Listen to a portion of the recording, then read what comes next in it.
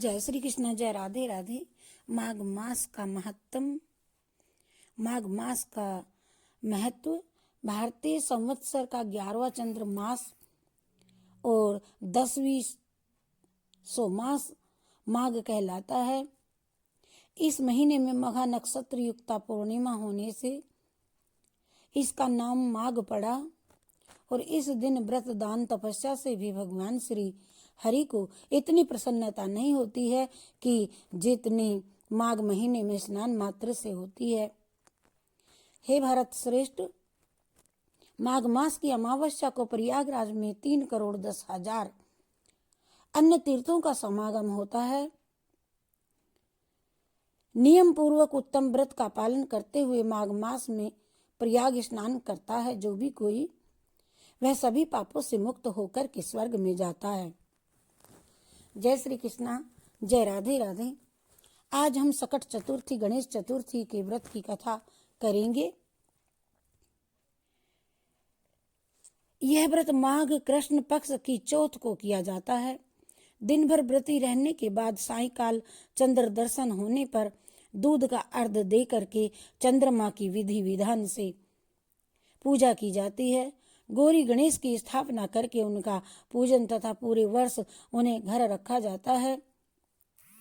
नैवेद्य तिल, ईख, गंजी और अमरूद, गुड़ तथा घी से चंद्रमा व गणेश जी का भोग लगाया जाता है।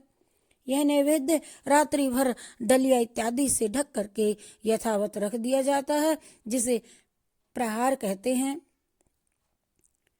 पुत्रवती माताएं पुत्र तथा पति के सुख समृद्धि के लिए व्रत रखती हैं और सबसे बड़ी विशेषता यही है कि उस ढके हुए पहाड़ को पुत्र ही खोलता है तथा भाई बंधुओं में बांटा जाता है। उसको पहाड़ कहते हैं, जिसे प्रेम भावना स्थायी होती है उसमें।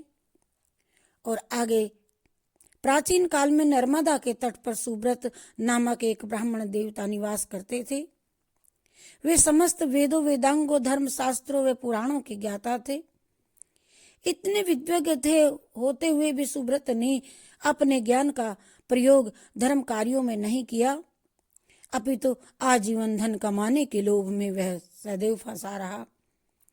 इतने लोभी कि चांडाल से भी संकोच नहीं किया उन्होंने लेने में, और इस प्रकार उन्होंने 1,00,000 स्वर्ण मुद्राएं एकत्रित कर दी। धन उपार्जन करने लगे वे सदैव,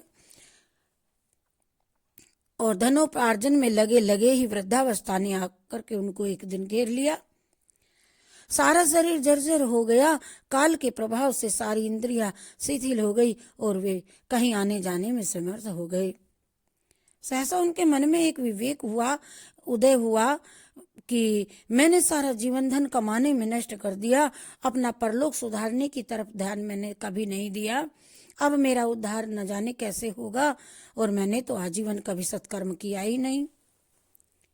सुब्रत इस प्रकार पश्चाताप की अग्नि में दग्ध हो ही रहे थे कि उधर रात्रि में चोरों ने उनका सारा धन चुरा लिया। सुब्रत को पश्चाताप तो था ही, लेकिन धन के चोरी हो जाने से उसकी नश्वरता को बोध हो गया। अब उन्हें चिंता सिर्फ परलोक सुधारने की थी। व्याकुल चित्त होकर के वे अपने उद्धार का उपाय सोच ही रहे थे कि उन्हें यह आधा श्लोक का स्मरण हो आया। माघ मास में माघे निमग्न सलीले सुशीते विमुक्त पापा स्त्री दिव्यम प्रियांति। सुब्रत को अपने उद्धार का असली मंत्र मिल गया और उन्होंने माघ मास का संकल्प ले लिया और नर्मदा में स्नान करने के लिए वे चल दिए। इस प्रकार वे 9 दिनों तक प्रातः नर्मदा के जल में स्नान करते हैं और 10वें दिन स्नान के बाद वे अशक्त हो जाते हैं और शीत से पीड़ित हो जाने से उन्होंने वहीं पर प्राण त्याग दिए।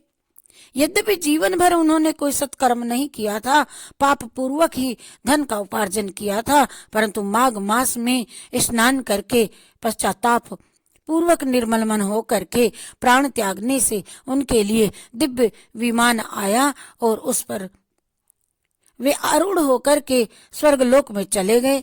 इसी प्रकार माघ स्नान की अपूर्व महिमा है। संकट चतुर्थी की कथा कहेंगे। जय श्री कृष्णा, जय राधे राधे।